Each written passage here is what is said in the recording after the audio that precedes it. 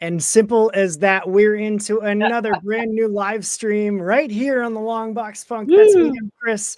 I'm the punk, as it says, and I am joined by a creative duo coming to us from different parts of the world. It's going to be a good time. We've got Joshua over here to my left, right? Yeah, that's my left. And then down below, we've got George. George, thanks for staying up with us and burning that midnight oil to talk comics. I'm excited to talk to the two of you together about your upcoming comic called Time Sensitive. It's in pre-launch right now on Kickstarter. Business end of things, it is linked in the description below. So all you have to do is tap expand, tap the link. It's in your hands. You already have it. Get out of here. This is the very cool limited edition ash can that we took to cons with the Georgia's incredible black and whites. That's so good. I love like con exclusive items like that. Yeah. Because like anybody that has that has something that like I, as someone who wasn't at the con, is never going to have. Like I just think those are so freaking. What con did you bring this to?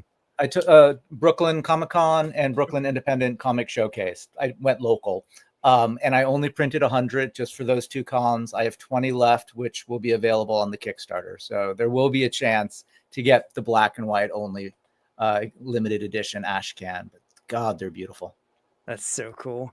And George, did you know like that he was going to be taking your black and whites? I know we were talking before we went live where you've got the like bound thumbnail rough sketch pages. Oh, yeah. So like, I do the pretty detailed layout for the book because I like to have it all pre-planned. So when I'm doing pages, it's all flowing. So I already know the scenes that I have a kind of mini studies of black and white and sequences all in layouts. So I decided to bound them together. So for each comic, we have like a mini book with the layouts. That's so awesome. All fully inked. Wow. And then he blows that up into this. It's so cool to see them side by side. That's awesome. Man, that's incredible detail for like you're basically rendering the entire pages. A bit, but in small size, So it's faster. So you resolve a lot of things before. So you have black and white. You have the main sequence. You have all of that locked down. And when you zoom them up and print in blue lines in a cool paper, when you're inking, you're enjoying more of the process, just doing and less questioning it. Yeah, I guess that would take out that guesswork. Go ahead, Joshua. Well, I don't know anyone else who does this process. I think it's really unique to George, and maybe you guys tell me if you've seen other people do it. But the idea of, he does the really small, just pencil sketch, just like really, really rough, getting the shape, and then he'll go in and ink it, detail it really surprisingly a lot, as you just saw, and then literally blow that up to like 11 by 17, I think. I mean, pretty big. And in blue, and then draw over it. And now he'll go like knowing the every single line that he wants, then he can really shade and go into the detail of it, and it just gets richer and richer. But the shape of it has been started small in what do you call it, kind of like a sketch. There was another word before, but it's the sketches. And but I believe most artists do that, but because we have time and I care for the project, I'm doing those extra love. But most artists do that. They only do that in separate sheets of paper. Sometimes in the restaurant, sometimes in the transport system. But most artists pre-plan and do the sketches. Yes, I just gave it a little more love. I think, I think what's unique to you, and maybe it's only on this project, is the inking of the pencils. The fact that you ink pencils. Nobody does that. Yeah. I mean, I just think it's awesome because then, like, so you're literally taking what you've done in those little books. Are you like scanning, upscaling, printing, and then going over top of? Oh, okay. So that is the like. Some slight play is changed. I would take Josh's notes and I would apply them. and Okay. I would reframe something or reduce or zoom in some slight changes. You try to make everything better, but yeah, I just blow them up, and then I'll do it with the proper level of detail for a comic page. That's But he awesome. does ink right over the pencil, if that's what you were asking, like on the page. He doesn't Oh scan. yeah. Like the pencils, once he's inked, are gone. They'll never be there again. Yeah. That's cool. So what, like, as that process goes of getting the like thumbnails and then those pages out, are you like, what does the collaboration between the two of you look like? Of like, you know, Joshua, here's the script, and then George, like, well, here's the layout. Like, how does that conversation work So with the two of I you can working show together? I can show you guys, no problem. So Perfect. I love it on paper. I don't know how, but why, but I don't know. Grabbing it, Yeah. and being able to show you guys without. So I received Joshua's script. I give it a pass. I read it all together. Yeah. And then I'll maybe Josh wants to know to underline some aspects of it. Josh already gives me cool references. If I need something extra, I'll go and search for it, and then I'll do Like visual references.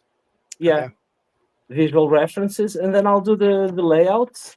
So these ones are still on. I can show you like the exact page I'm doing. So this one is penciled, this one is inked. Okay. And Josh gave me proper notes for the layouts.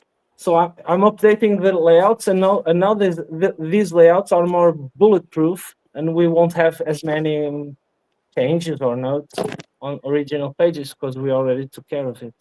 And that's, I mean, that's actually a second issue, kind of easier process than the first time, where he penciled and then inked, and then I gave him notes. And he was like, dude. So this time he was smart and gave me pencils. And we can change after inks, but we can't restructure all scenes or something like that. Would be painful. Yeah. Yeah. So like, what's the when like on that first issue, if you had already done the pencils and inks, and then he was like, actually we need to like flip that page completely or change all of it, like how time wise, what is that, how much time does that take for you to rework a page or something? Like purely because I'm not an artist, so I don't know how long any of this stuff takes, and I'm like, probably like an hour. I have no idea. No, that would be like a day would be fast. Oh, okay. To rework a whole page, a day would be a fast. We didn't do any full page reworks. No. It was like a panel here, a panel there, and a few cases where you're like, dude, fuck off. I'm not changing that panel. I like it. Right. I nailed this one. Get over it. Yeah. Yeah, there's definitely a like, there's so much in there that is like, I can't believe that what I imagined you were able to like bring to life, like out of my head, like it's magic. And then there's other panels where I'm still like, dude, that is so you, and it's not me at all. And like, what are you gonna do? You know? Yeah, there's like thousands of ways to tell the same thing. Yeah, and we have to embrace the subjectiveness of it. Yeah, and still being able to push each other. So I think it's a cool tension.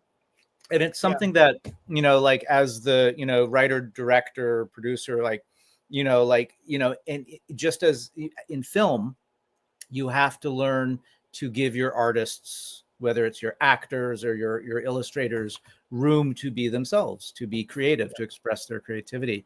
And you always have to be open to not having it the way it was in your head. And you know, that's essential for any leader of a project, of any kind of project. And it's hard. It's always hard to let go. For me as an artist, the colors, I don't have control of the colors, and it's always something that I always have a different expectation. But I love teamwork, so I'm used, ever since school, I'm used to collabs, and it's a whole different way to work. Being a full artist or collaborating is two different disciplines. It's like the same sport but a different game. Yeah. And Dribbling versus team play. yeah. And we should embrace that, like pushing for what the teammate is good, and push for it instead of repressing it and then trying to do it my personal way. So yeah. The way we worked with the artist, with the colorist Kay, was interesting because, I think like the first work that she was doing was incredible, but it wasn't exactly what I was thinking the book was going to be. And I didn't know how to give notes, because like I think I knew how to give notes to George, because there's story notes. It's and I've directed films, so that language was easy for us to share. But with Kay, like I'm not a painter. I don't know color. I know what I like and what I don't like, but I didn't know how to give notes. And so George said, well, here's the kind of artists who generally look really good with my style of art. And he gave a bunch of examples of art and kind of pointed her in a certain direction.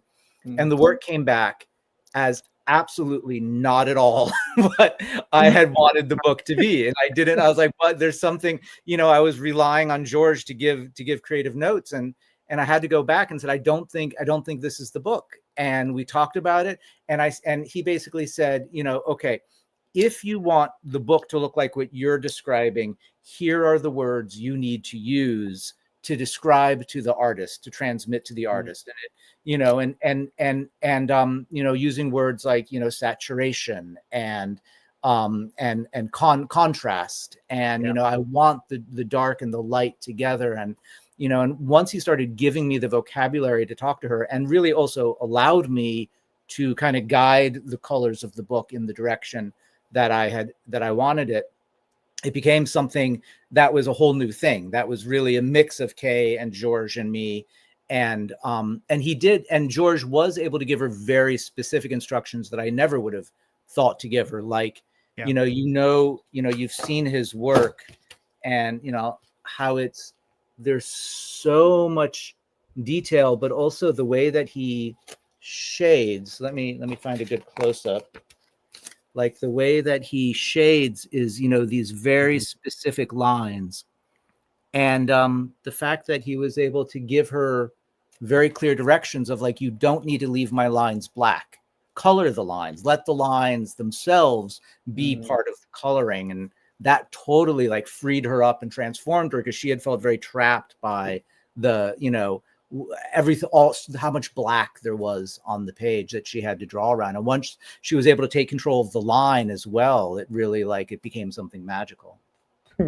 That's fascinating. Like, that's, as again, a non-artist, like I would never think about that, like being trapped by the blacks from the inks. And like being able to utilize those as a colorist, that's a field that I have even fewer brain cells in, because like that, I don't even know how colorists do what they do. I'm like, I can tell you the Roy G. Biv, like, does that count?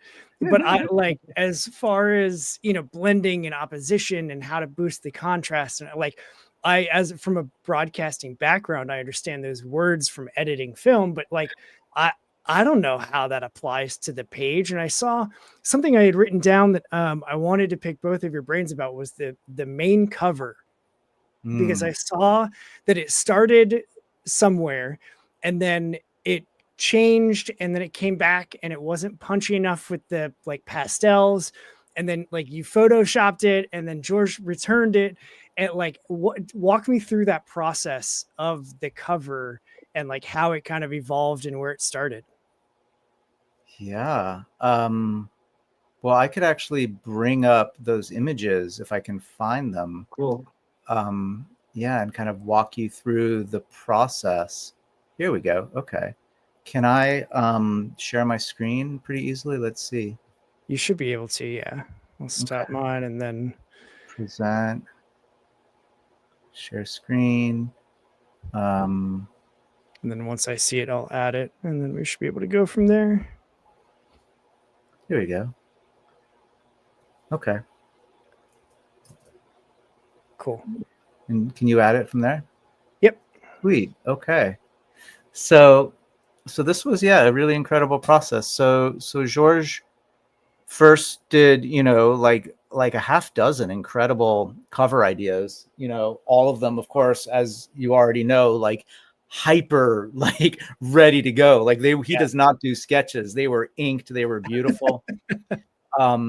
And I did not know how to choose between them. They were all very different feels.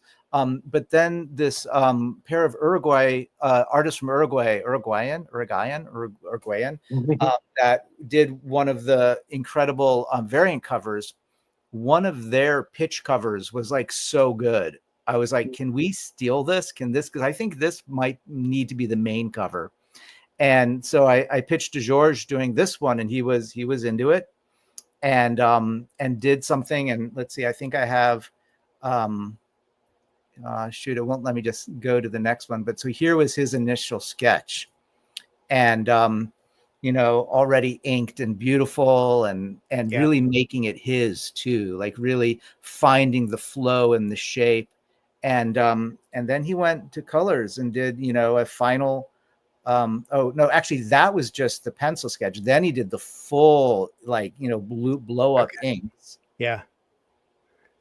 And just the detail in this was incredible. It's so good, man. It's so good. It's so good. And then this was his first cover. And I was kind of torn, because I was like, on one hand, it is fucking good. Like, it's so cool. And, I love the line work. I love the canvas. But I think what hit me was this sense that, like, even though this looks like a romance novel, and it doesn't look sci-fi, it does not look time travel enough. And so I, like, stayed up late and, like, wrote, like, a very nervous email about, like, look, I love the couple, don't change the couple, but how can you bring the sci-fi forward? And I made a very, very bad Photoshop of, like, this is basically what I have in mind, where you have, like, get rid of the here, I'll go back so you can compare. A lot of that island feel, right? Say again. A lot of the island feel. Yeah, like exactly. And such. Yeah. So really make a distinction between the one time period and the other time period, the time period where Sarah, the wife, is, and the time period where she's not. And really, and have, like, a future past really go into a city, a noir feel. Yeah. And I was very nervous. I was convinced he was going to tell me to fuck off and say, you don't know how hard I worked on that cover. Well, the drones were already in the air, so I called them back. Thank you. I appreciate that. But so he actually did not respond for a week. So I know he was stewing. And then he came back and he said, okay, I think you're right. And I'm gonna, and I tried to say, like, take the couple and just change this part, blow up the bad guys. And he came back, started doing this work where he was basically sketching everything around the couple. Okay. And he did this incredible cityscape. Yeah. And, on both sides, making it feel much more, kind of dystopian sci-fi. What blew me away was that he even did the palm trees. Like, the palm trees got totally redone, so that I was like, this is beyond what's necessary. But they're getting blown by the wind, and really dramatically. And let's see. And then here's the final version. And it's really kind of stunning, because he also found this new color palette for it that had this depth and this richness, this saturation, and this chiaroscuro contrast. And, and this kind of set the tone then for Kay and for the rest of the book, of really getting this kind of rich palette in. And now it really feels like people see this and they're immediately interested. Like, it's amazing. Like, and finding your cover for a first issue of a new series is really like trying to present to the world so many ideas at once. Like, what is the book about? What genre is it? Is it emotional? Is it action? Is, what is the main, the focus of it? Because this is everything. It is action, it is adventure, it is comedy, it is sci-fi, and it's love story. And it has this tragic love story at the heart of it, this existential, scary, painful loss. And we haven't even talked about what the book is, so we should do that. But this captured it so much, and so many people then say, like, I don't even know what it's about, I just want to read it because of the art. But the romance, I think it's a cool mix, and it was worth it to search for the perfect cover, and I think it came out even better. So Me too. Yeah, it's definitely one of those, like, sometimes you have to have what feels like an uncomfortable conversation, but it, like, iron sharpens iron, and so you end up with an even more striking cover.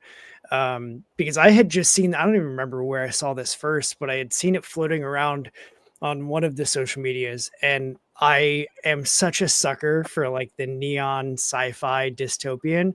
And so I did, like, I saw it on my phone and I zoomed in on it and was like, oh, there's a lot of cityscape, but then there's this, like, this wife relationship thing happening.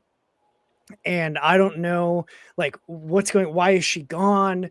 And so I immediately was like, well, this is going to be a Kickstarter, right? Like, where's the Kickstarter page? And then I got there and I was like, okay, cool. Sign, notify me. I want in, because it freaking looks amazing. Like, it's such a cool cover. And, like, you're absolutely right with it. That cover has to convey what, the two of you and the whole team really have been working on for how long has it been in development? I mean, we met in February of last year. Okay. You said and then you said then you could start in July if I could wait for you. So it has now been a year that we've worked together. Yeah. So there's a lot of creation and ideas and storytelling behind the scenes in that year that now you have to try and figure out, like, well, how do we hook people in a single image? And, like, it's daunting.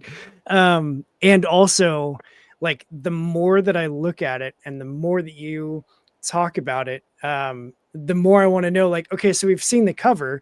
So, like, what's inside? What is time sensitive? What's it about? Like, what's the world? Give me the pitch. George, do you mind if I do it? No, first go for it. So the quick pitch is we usually start with the mystery hook, which is it's about a guy named Caleb Stone whose wife disappears at a Los Angeles gas station. And when he goes looking for her, everyone tells him that he was never married, that the woman he remembers waking up with this morning has been dead for 5 years, except for this mysterious teenage girl who shows up and says, I know why your wife was deleted. So that's usually all we tell anyone. The rest of it, we want your mind to start spinning, to start trying to figure it out, and to want to know what the hell is going on. And I can tell you that it's very much a mystery story, very much a character story, very much about these characters. And then issue 2, which George is already drawing, kind of expands the world. And he has said, he loves that now he gets to really world build. Yeah. That's cool. So, George, speak to that. Like, what's it like starting in issue 1 of a brand new series and then now being able to, like, continue telling the story and get into that world building?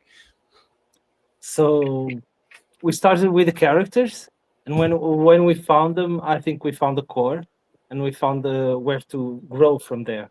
And then Joshua pulls all the right strings for me, like Neon City, like all the right references. And yeah, it's been very natural for me. And I'm trying to convey it all without without looking too cliche, you know. Yeah. I try to find a new angle with it, and I think the characters are the main channels to do that, to go to get that feeling of a real world through characters. Because if we don't, it's only a backdrop. It's only like two different worlds. And I love drawing backgrounds. I think backgrounds are like characters, second, third, fourth characters usually. And Totally. so number two has a lot of different environments. So I'm taking pleasure in that, and Good. I think we'll have some great pages. I think we'll have some great pages because I have. I think any comic book artist must have some OCD thing. Like takes pleasure in details. Even if he's a minimalist artist, what it takes off is also a detail. So that artist part of me, OCD, it's having lots of fun exploring those different You're not environments. a minimalist, are you? You're No, a maximalist. That's awesome. So I want to address this because I don't know how long Resident 76 will be in. So with the Kickstarter, is it going to be available? Like, are you going to do physical and digital tiers? Absolutely. Yeah. If you just want to know the book, it'll be $10 just to read it online. You can get it right away as soon as the Kickstarter ends. But we're going to have, a beautifully bound editions. You can see the quality of the printing here. And then we're going to have a deluxe edition hardcover with lots of extras, all kinds of a lot of the behind the scenes. And in case you missed it, like, George does these incredible little chapbooks, that are like a small, the sketchbook layout. And we're going to be printing some of those, and, and you can buy those separately. And we're also going to have a ton of incredible extras. One of the things we're going to be doing is I'm going to be on each issue opening up the vault to my video game career. We haven't talked about that at all, but before comic books, I've been writing games like Assassin's Creed 2 and Destiny and Telltale's Walking Dead and Game of Thrones and Outriders and a lot of stuff that has never seen light of day. And so I'm going to be offering kind of printed and signed copies of various aspects of the video game career. And George also is going to be selling some of the original pages from the comic in the full 11 by 17. As well as doing original commissions. So, oh my God, that is an issue. That's incredible. It's cool. One of the things I like to see, it's like the layout near to the final page. So yeah, page 1. Wow. Layout and final page. Wow. That is so cool, man. It's like a big difference between size-wise. Yeah, look at that. You could say that, yeah. That's the level of detail and quality that I think comics deserve. For me, for my OCD personal. Yeah. Thank you for your OCD. So there's this one image that I always find this story really funny, but this image right here that I was showing earlier, just George, I remember calling me, 1 week and saying, I'm really sorry, but I haven't gotten past the first panel this entire week. And, and I looked at it, I was like, it's not that I lost all that time drawing. Okay. But whenever I get stuck or I want to make it really good, sometimes I get off the table and do something else, try to unblock it, try to not to think too much about it. And since we don't have like our deadlines, nobody's waiting for us. So I take the time. Yeah, it's not like 1 week sitting down. Yeah, it would be full black by 1 week after, full black. There is nothing time sensitive that I'm done. Huh? Wait, can tell you're a writer. But let's talk about like what led the two of you together to make this book, and like how you got into comics to begin with, since we're just doing all of this out of order. I usually start with like, how'd you get into comics? And then we went straight into the book, which, you know, I love the beauty of live it's organic. It's organic. Yeah, but like, so you mentioned that you had written for video games. I saw on one of your bios as I was researching, aka stalking you on your social media, you had listed that you've won Emmys for your writing. Like, how did you end up? Can you? It's right there. My wife told me I should have it on my shelf. You should. When I'm in Zoom calls for work, and then my kids covered it with toys. Perfect. Where they should be.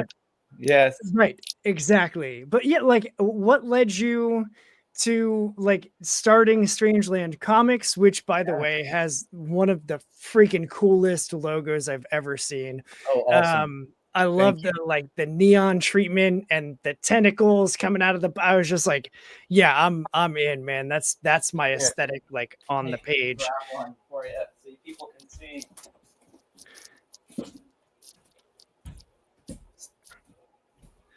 Yeah, man, get out of here. That's awesome.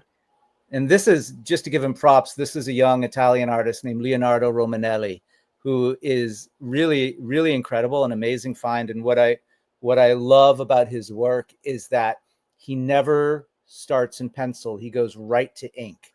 It's crazy. Awesome. He just commits, and the work looks something like a wood print, like a woodblock print. Yeah. Mixed with a photograph. Like, it's incredible. But thank you for that. Yeah, I agree. It's an amazing logo. So I've been, writing video games for like 15, 20 years. I was in Hollywood for 10 years before that. My 10 years in Hollywood, I never got anything made. I kept, I was very successful in that I consistently got paid to write. And to develop ideas. And I just, all of these incredible sci-fi ideas that I got to build and play with. And, Hollywood is Hollywood. Nothing ever got made. And the first the first credit I ever had was this incredibly lucky break, Assassin's Creed 2. That kind of came out of the blue because a guy that I had written a film for free at the very beginning of my career calls me up and says, we're 6 months from ship on a game. I don't have a script. And you're the only writer I ever liked working with, which was a great lesson in always say yes to everything, because you don't know where it'll lead 10 years later, and be a nice person to work with. And that will pay dividends. And so that, that game came out and it did well. And it took my entire career in another direction. So I've been very lucky, stumbling from one amazing video game job to another. And the thing about video games and working at that level is you work with very big teams, and you're always, a small part of something that has many, many hands and many minds. And, and I feel lucky to get to be part of them. But, I reached a point where I was like, I want to go back to when I was doing things that were coming from my head, that were my own. And the only way to do that in this world is to work cheap. If you are trying to do things that are millions and millions of dollars, it's going to have a lot of other people involved. The only way to do something original is with a collaborator, a partner, someone that you can work together with, small, and just put it out into the world directly to the customer, directly to the fans, connect with the people who are going to read it. And Kickstarter allows that. And so as I started I've always been a comic book reader. My shelves are filled with comics. And so I had this moment where I was like, life is too short for anything but fuck yes projects. I want to do the books that I want to do. I want to put the stories in the world, and comics and Kickstarter are the way to do it. It's amazing that we have this ability, that there is a fan base that wants to read great independent voices in comic books, and that they're on Kickstarter. They know that's the place to go, and that they will connect directly with you without a studio needing to be the yes man or the no man or the purse. And so that's why I started. And then I was like, well, how do I do this? how do I find an artist? How do I, you know? And so there was, you know, a good year of education. And the way that I found George, you know, very, very lucky. Um, the story I tell is that essentially I was punching above my weight. I was sending cold emails to artists who, you know, I had no business trying to you know, get to try and do a comic book with me. And one of them was an incredible Portuguese comic artist, Felipe Andrade, and a great friend in common. yes, and Oh, cool. he basically said, he was nice enough to write back, and he said, look, I'm busy for the next 8 years, but I, you know, I dig your book, and I have a friend who's just coming off a project and may be available. And so the fact that I think I had Philippe to introduce me to George meant that he took me seriously and read the book and actually got back to me. And, you know, George, I'll let you take it from here. Yeah, it was awesome. Like, of course, Philip's word is also is always great.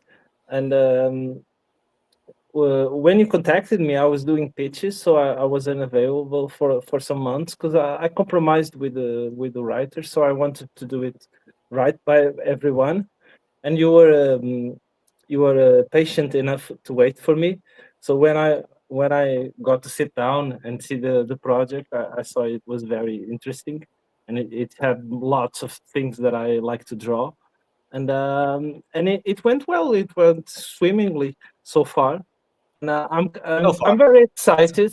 And I would really love, like everyone asks this, but I would really love that people would it would click with people and with the readers, and they feel the love, and we have like a road to go and to tell more stories. Mm. Yeah, that's Yeah. my hope. My Me hope. too. Me too. The thing for me was always stories. I learned to read with comics, so that's how comics are ingrained in my way of communicating and sharing Mm. what I'm good at, and Mm. that's how I want the reader to feel like something special. That's cool. Yeah, Well, because you've done work all over the place. Like you've worked for Marvel, I saw for DC, for Image, for Boom, for Clover Press, most recently with The Great Gatsby. Like, what haven't you done? I don't know. I haven't done lots of things. If we think in comics as a medium, as a way to communicate, there's Yeah. so many things I haven't done. I haven't done historical. I did The Great Gatsby, but there you go. even further ago. Uh, I've got and a great swords and sandals one we can do next. with maybe with sandals, maybe with boots. I don't know, leather boots. I don't know. Maybe with no shoe wear. I don't know. But There you go. I don't know. I'm always tempted to do something I haven't done before, or at least that I haven't done recently, and that's probably my kind of style, is to try to do something that I haven't done before. I'm not a very strategic artist, so I don't have like a full plan of what I want to do. I just hope that I tell good stories, and I think it pays off in the end. So I wouldn't have met Joshua if I wasn't able to tell cool stories. Yeah. I mean, I have a question, George. So I know you try not to do similar things, but I realized I felt bad because you had done a time travel book before with Time Before Time. Yeah, So yeah. was there any part of you that was like, well, I've already done a time travel book, why would I want to do another? Or was this one different enough? Or was it that you got to create it No, from issue one? yeah. It's because I got to create it, and it's very different. It has time on the logo, That's it. on the name, The title. but Yeah. it's very different. Both I think that both stories have a good heart, good characters with good hearts, and I always find it attractive to have like cool characters and feel how they are as persons. But the similarities end there because it's a very different structure. And I get to create them from scratch. So I'm trying to stretch my creative wings. Yeah. That's cool. And also, like, I don't want to glaze over one of the coolest things that's ever been said on the show. That, like, the fuck yes projects. It is the only way. Like that's Amen. that's what you hope to have every time you come up with an idea is Mhm. something that you read it and you go like, fuck yeah, that's awesome. Like that's the sweet spot of, and like that Punk Rock Chris is also my collaborator. So he's the one that's been working on this comic book together with me. And Nice. we think so much alike when it comes to just the DIY mindset of like, I want to do the thing. Life is too short not to do the thing I want to do.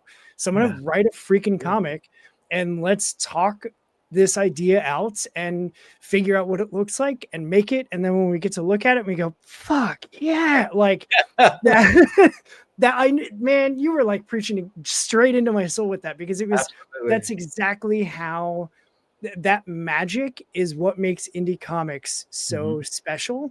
Yep. And unless you are creating something in the space or have had that freedom to make whatever it is that you want and then get to see it come to life, like there's no other feeling like that, right? Like there's just nothing that compares. And so the whole like working for free, it's like, yeah, I've been up until midnight or later, usually later, working on like the Kickstarter page or, making sure that everything was how I wanted it to be with like the pacing and stuff and like reworking the script and rethinking about it. And does this actually make sense? Like all of that was work, right? But because I was having so much fun creating, it didn't even feel, it was like, yeah, I get to read 17 articles on how to set up a Kickstarter page. Absolutely. And I get to send the emails of like, hey, I have no idea what I'm doing. How do I do shipping? Like, how does that work? You know what I mean? Like, absolutely. Learning a new business is incredible. Yeah, like I'm having so much fun learning how to kickstart, learning how to build a comic publisher. I mean, it's really like, it is so much fun learning advertising on Meta. I can't believe how addictive it is as like a gaming system, and it's so, and also just like video game writing is an extremely iterative process, like all of game design. Game design is you try something, you throw it away, you try something else again and again and again. And as a writer coming from Hollywood, that was so painful to have to learn how to constantly throw creative work away. But it's the process. It is. I know the feeling. I've worked on advertising, and it's also the name of the game to get shut down by the creative director, by the client. Yeah, and it's very frustrating. It's like buckshot, right? You just scatter advertising as you do as much. You have so many ideas, and they're like none of those. Try again. As its place as a growing experience. I think it has its valuable space. To get shut down lots of time makes you harder, makes you not take it too personally. Yeah. But at the same time, you get to stash little ideas, don't you? Stash little ideas and keep them to yourself, and you get the need to express you more personally later on. I would say so. My dad is a very spiritual person, and and he kind of talked me through my first year at Bungie, where we were building Destiny, and that game was like in constant iterative mode, throwing away everything we did constantly. And he would tell me the story from like the Bhagavad Gita or something about I think it was the story of Milarepa, and how he told his young protege, I want you to go build me the most beautiful house you've ever made for me and my wife. And he went and he spent a year and he built this amazing house. And Milarepa came and said, no, that's shit. That's crap. That's terrible. And burnt it down and said, do it again. And so he did. And this time he really tried to put all of himself into it and really tried to give. And again, after a year, Miller Rep has said, that's a piece of shit. What are you? This is all ego. This is nothing to do. Burnt it down, do it again. And he did this, a dozen times before Miller Rep, his wife, said to him, you have to understand, he's never going to be happy because it's not about the house. He's trying to teach you to give, to create, and let go. Ooh. And that lesson of being able to create and then let go and move on really was like, it wasn't until like I was 50 that I really understood that lesson, that all of life, being an artist in this life in which we die, is about creating and then letting go, and that you don't get to take any of it with you, whether you have an audience that celebrates you after you die. I mean, we all want that, but very, very few get that, right? But what do you have? You have the joy of being creative in the moment. And if you can enjoy your creativity, that's the joy of being an artist, not the being celebrated, not the leaving something behind, not having it read even or seen. It's just, I get to be creative today. How beautiful is this?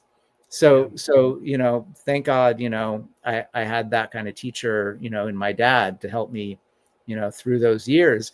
And now, being a comic book writer with a collaborator like George, where we're not throwing work away constantly, we're able to just like actually put something we both love into the world. Like, God, how incredible is that? I'm not throwing papers away. I'm not throwing those papers. If they were only files, that would be more riskier. But original artwork doesn't erase, so we have the pages. Yeah, that's awesome, man. But, you made me you reminded me of music. Like when I'm not a musician. I never pretended to be a real musician, but trying to accept the error is something that music forces you to live with the error, because when you're playing live, there's no backwards. You're always go backwards, going forward, whether you like it or not. Yeah. And music is very cool in that sense. It teaches you that to let go. You made a mistake, go on. Show must go on. So it really helps you. And in comics or in literature, we can ruminate a bit longer. Yeah, it's not that in the moment like other arts are. But actually, I mean, the thing that I remember always hearing about comic book artists, I don't remember actually who said this, but a comic book artist told me, the thing about comics is you cannot be precious. Because they have to come out monthly. So that means you've got a few weeks and that's it. Yeah. If a few, right? Maybe two. So you just have to go. And if there's a terrible panel, fine, there's going to be another comic next month. And, and nobody gets hurt. That's the beautiful thing about the art, is nobody gets hurt with a out of tune note or a badly drawn character. It's just art. It's no problem. I mean, but this is really unique, right? I mean, to have, 6 months or however long, you spent on this book. I mean, that's unique. And to get to really like to put that much detail into a book, I mean, it's so exciting. I think it's, and you see it, you feel it. Nothing in this book has been rushed. Yeah. There is something to be said too, like the using the music metaphor, because half of the show's title is music, but like the sophomore album slump of like a band comes out with just an incredible first album. Every single song is a smash hit, goes global, gets, all of the billion sales, whatever. And then they're rushed because the record company wants to cash in on them being the hot thing. And so then but that first album could have taken 10 years to write and record and play and practice and rehearse and record and like re-record and produce and all of the things. And then they're like, we need another album just like in that. 8 months. Right. Exactly. But like after the tour, because you got a tour for the album. So like right in the bus and, you'll get like a month off and then you'll have 2 months in the studio to record your next album. And it's like, what? And so like the indie space with comics is like on the creative side of it is a beautiful thing because you don't have a company breathing down your neck. You know, like I can't even fathom the more that I read about the early days of Marvel with Stan Lee and Jack Kirby and Ditko and all this, like just cranking out, 15 titles a month, like Wow. between 4 or Right. 5 of them. Like it's Yeah. crazy. How did they do that? Yeah. And then when you actually They start had to, a system. They had a studio system that worked very well, and they laid the groundworks which are supporting us right now. So yeah, Hmm. they designed this amazing system where they all got top notch, and they are our masters. So they were incredible, and there's an art to synthesizing like they did back then. Right now we are much more bourgeois, and we get to have fun with this, and hopefully the fun gets to the reader. But the indie universe and bubble and the Kickstarter, I think they are really excellent platforms to get to a more natural way of doing art and sharing it with the audience, much Hmm. more conducive to an art life than a boss, because you're dependent of what the boss wants. And we have seen, like, sorry to get a bit economical, but no, go we have for it. seen consolidation of big companies buying smaller companies and being owners in a superstructure of almost like a quarter or almost a third of the market. And of course, with superstructures like that, they, sorry to say, they suck a bit of the love out of things. Yeah. So funding it directly to the audience and having that personal relationship, that is also a double-edged sword if you don't do right by them and do are responsible with schedules and deadlines, those kinds of details. It's a much more natural relationship, much more closer to a Renaissance times, or with patrons that would encourage artists to just produce culture with a much more individual liberties than, say, 500 artists working for just one boss. Mhm. Yeah. So I Yeah. And think of course, with the fragmenting of the market, it's becoming a much more rich and diversified market in styles, in thematics, yeah, in yeah. artists, and with a much more personalized outcomes. So Hmm. if you're a reader, you can go and search for exactly the thing you love. Yeah. And And get to know the creators. what are we losing? We are losing some things. We are losing, like, a main story, that pantheon of two kinds of superheroes like DCs and Marvels. We are looking at uni language, and we have lots of different smaller languages for everybody Yeah. right now. Languages of styles of comic styles. Styles, thematics, ages, Hmm. Yeah, everything. I love it. And I was going to say that's why we've already started our second issue, so that we don't have to rush when we have the massive success of the first one. Exactly. Yeah. And That's right. speaking of that massive success, do you have a And plan? Joshua, sorry to interrupt you. And Go ahead. Joshua has the whole universe pre-planned, so we'll have a second album if the readers want it, and they want it. They want Absolutely. it. So this is, just so you guys know watching, this is a 6-issue limited series. So there is a full story that we're going to tell of the next 6 issues. And although we don't have a boss corporation telling us you have to, get it out every month, we do feel like we have a duty to the readers, that to make sure they know that when they get into a book that starts with a mystery, that over the next 6 issues, they're going to come out regularly over the next, every couple months, a new one will come out, and that they'll get a full story. But when those 6 issues are up, it really does end that story, but opens up a whole universe so much bigger than you thought you were even aware of during the 6-issue run. That's awesome.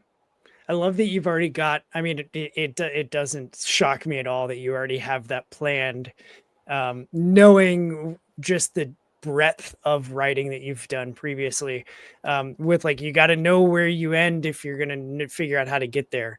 And like, you know, personally, like, when we started our comic, it was like, let's make a comic about a punk band. Like, let's do that. And then it slowly kind of snowballed, and we still don't have like an ending because we don't know how much it's going to take off, how much of like a interest there's going to be. Like, we don't want to, you know, be pouring all of the, because we have other ideas that we've talked about. We've, you know, other stories, other completely different things that we've talked about doing. And it's like, we don't want to pour all of the energy into the one thing if we don't even know that, like, how it's going to be received, or, you know, any of those things. Like, is it going to vibe with anybody? We have no idea. So it's like, that's why we wanted to just start small, and then, okay, cool, there's an interest here and there's support, and that's insane. Now what? And so now we're like, we've outlined our first chapter. Okay. And it's just a matter of like, so we know, you know, the main hits of the first chapter, but then that opens it up into, well, we could go several different directions in the second chapter. It just depends on how we feel after we create the first one, of like where we're going to go. So like, all that to say, when you're writing, do you always start with like planning out the main story and then segmenting it into what ended up being these 6 issues of the series? Or are you just like, I want to start here and tell a story about these characters, and then what am I going to put them through? And then once you figure that out, then that leads you to where the ending is, and then you can go in and fill details. Like, what's your writing style? So I think it started with wanting to do a time travel comic, wanting to do time travel in a new way, something I hadn't seen before as a fan of time travel. Getting to working with a friend who is a physicist and had many ideas about time travel and really understood the science of it. And working with him for a couple days in LA, like 15 years ago, we kind of came to this idea that led to the mystery hook. What if time changed and you were affected by it, and something in your life changed and you're the only one who remembered? What would that do to you? So started with that mystery at the beginning. And I should have said spoiler alert before I even said any of that, but that was kind of the core of the idea that I carried with me for 15 years and kind of slowly developing more and more and more. But it wasn't until I sat down I will go back. 15 years ago, when I first developed this, I did develop the entire first issue. I pretty much knew the whole story of the first issue. And that was a big reason why I wanted to do this project. Like, of all the various ideas, like, you know, you're always like, well, what do I do first? Like, I want to make a comic. Which one do I do? You know, I was like, I can't get stuck going back and forth, developing all these different ones. Just pick one. And this was the one that I already knew the first issue. So I was like, just go, pick one and go. And God willing, you're successful, you'll get to do another.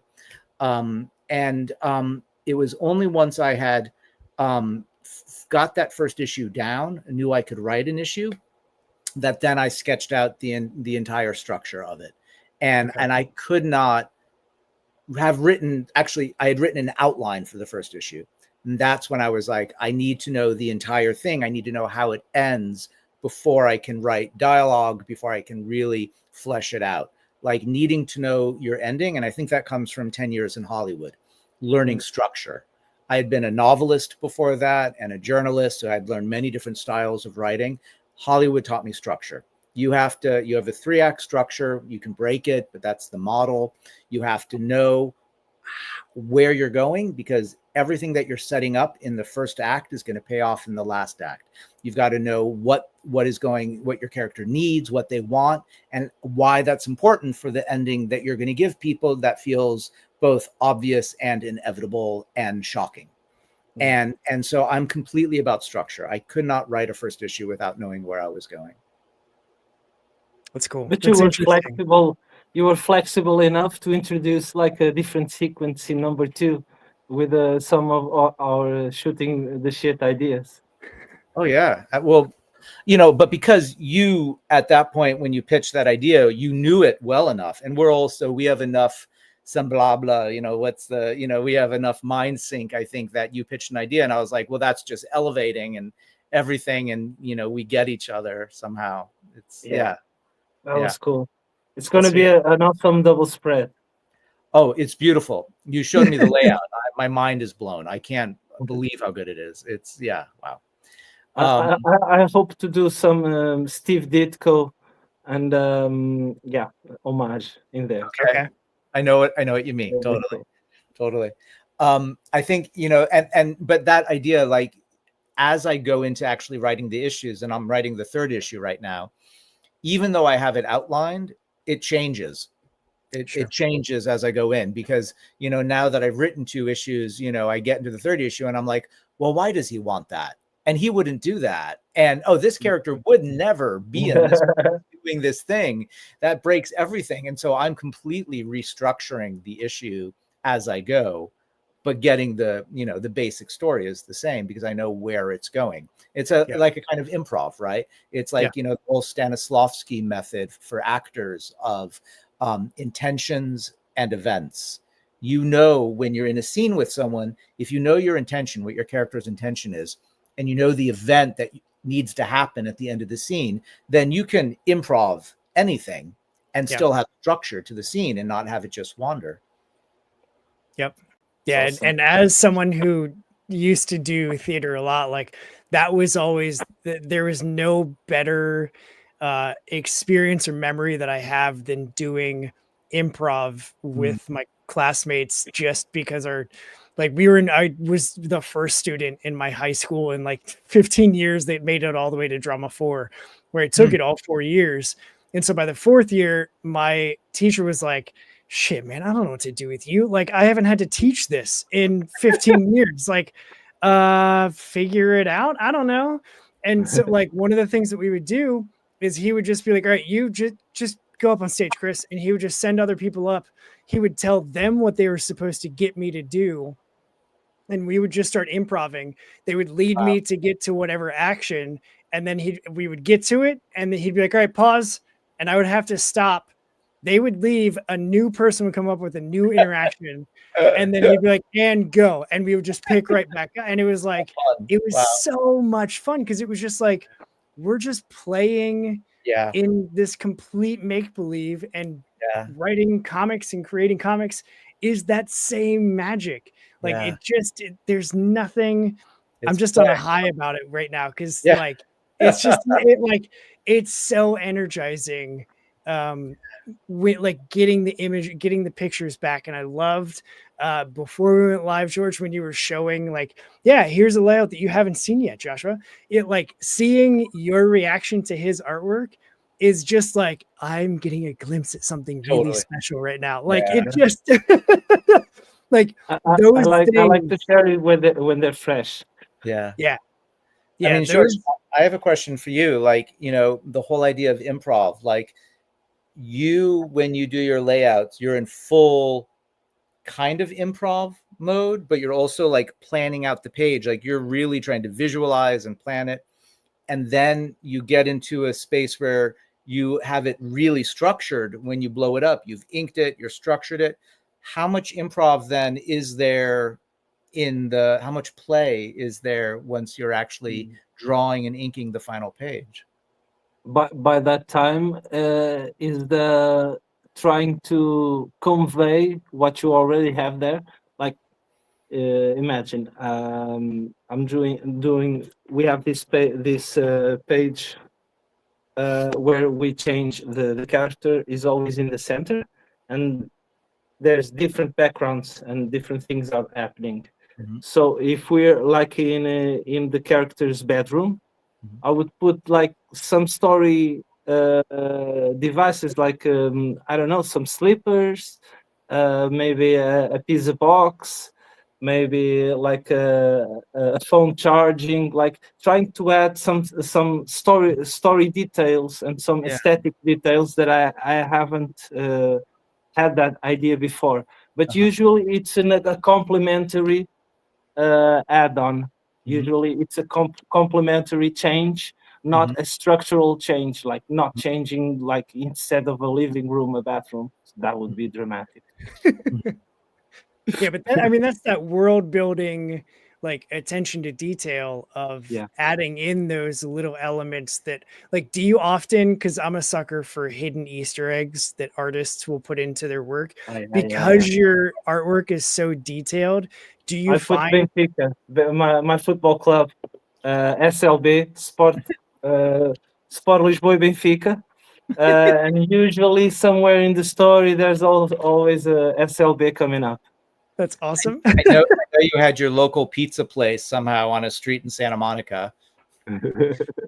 That's so good.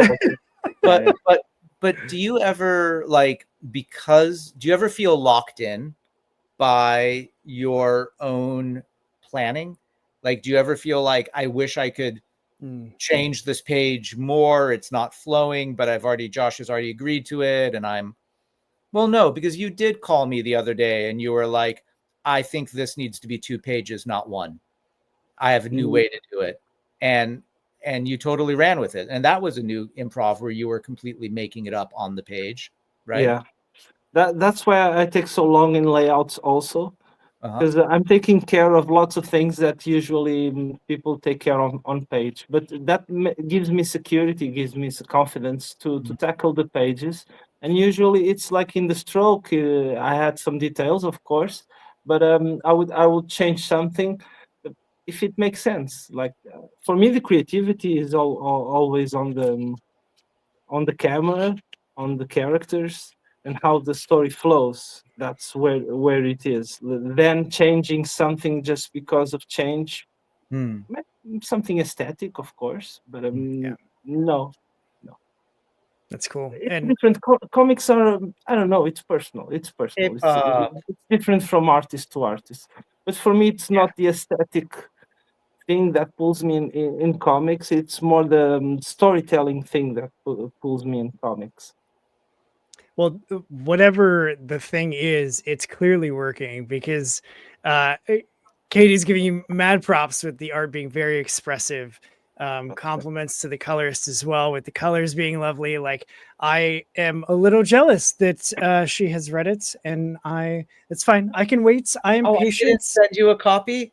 I'm No, so it's fine. sorry. So sorry. worry about it. That's terrible. I will send it right after. No, I listen. I'm willing to wait. I'm a patient individual sometimes. But no, Yeah, I like. Katie, I was on her show just 2 nights ago. It's so nice of her to be here, and George was supposed to be there and wasn't able to, so now she didn't get to ask him all the questions. Totally my mistake. Josh called me. He noted that it was 12 midnight, and somehow it slipped me. You And thought then it when was he told me it was 12 midnight, I was already dozing off. So sorry, sorry, you were Kate. like midnight. I thought it was noon. Sorry. That's perfect. Well, hey, she got to read it, but I get to talk to George, so I'll take the win for sure. Exactly. For sure. Well, gents, because it is so freaking late for you, George. I don't want to keep you all night, even though I feel like we could continue problem. talking all night. But that said, I have 2 more things that I want to do because those were my notes. We covered everything without me having to ask half of it. So beautifully done, gentlemen. That's a good time. You made my job insanely easy, which I love. So the first thing that I like doing is I'm going to take a screenshot and we're going to use that as the YouTube thumbnail. Basically, it's a way for us to pose and act goofy and whatever, but also makes my life easier in the post-production part. And I'm all about that as well. So I'm going to get my shortcut here, and then I will count us down and we'll go ahead and pose. So 3, 2, 1. Cool. The other thing that I like doing is, and this is what I warned you about, is at the end of every stream, I love doing this show because I get to talk to people with wildly different backgrounds in completely different parts of the world. And yet we still have this commonality of indie comics and loving comics and art and storytelling. And so to lean into that idea, I always love to, at the end of my show, stop talking and turn the mic over to my guests. So here is the time that if there's anything you want people to hear directly from you, it could be a pitch for like, hey, sign up for Time Sensitive to be notified when it goes live on Kickstarter.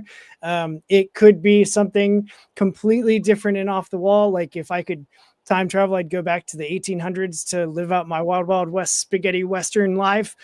The content doesn't matter to me. I just want to make sure that you have some space to share whatever it is that you want people to hear directly from you. And I'll let the two of you rock, paper, scissors for who goes first. George, go ahead if you have anything to say.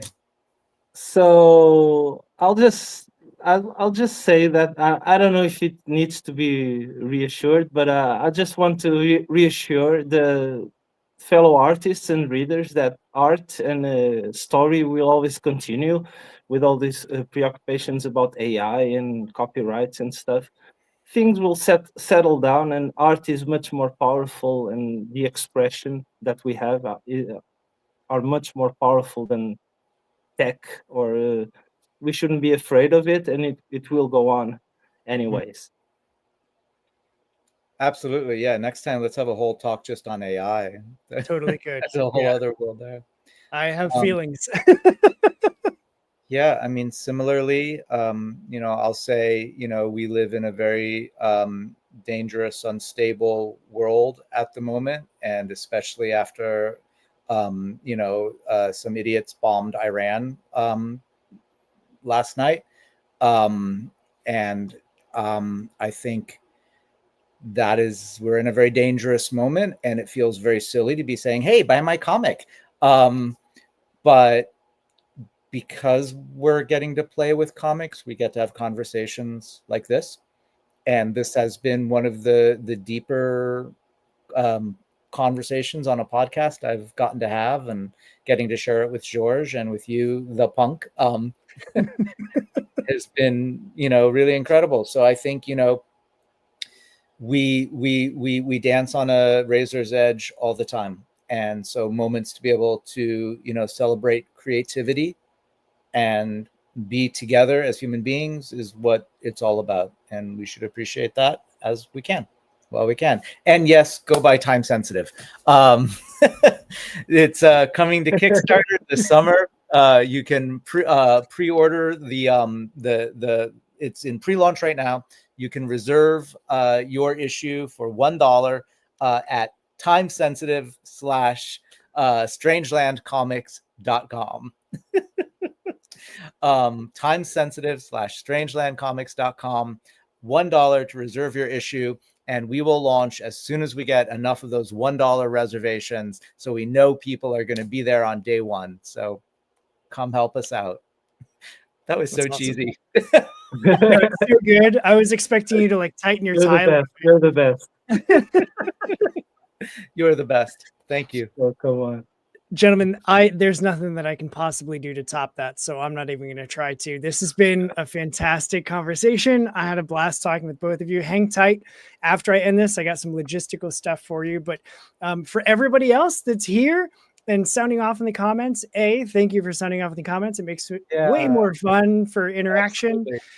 And also, I get to, do things like it is difficult to feel good trying to get people to like come out and buy our comics, but it's just good to be creating and to share and doing all of those things. So I heard somewhere, and I love it, and I'm totally stealing the line of every act or every time you create something, it is an act of micro rebellion. And like, I love that. So keep making art, keep spreading joy, keep being silly, keep having fun. And every good podcast has a good tagline. This one's mine. Go do what's good for you, punks, and read some indie comics, because we are out of here. Woo! Thank you.